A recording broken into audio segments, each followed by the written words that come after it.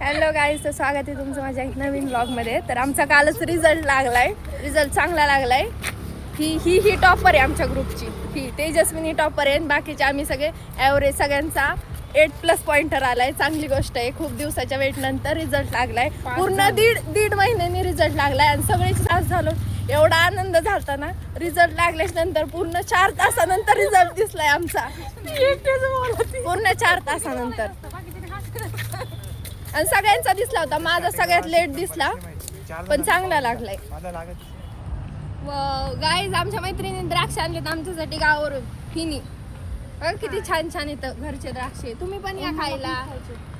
मला पण द्या रे खायला. सगळ्यांनी घेतले माझ्या आधी, मी सगळ्यांना दाखवले. मी सगळ्यात शेवट राहिले घ्यायची. आज आम्ही कॉलेजच्या गार्डन मध्ये बसून ग्रेप्स खातोय. कशी सांगा. यश द्राक्ष खायला बोल ना यार. 5 मिनिटात द्राक्ष तुझी मैत्रीण.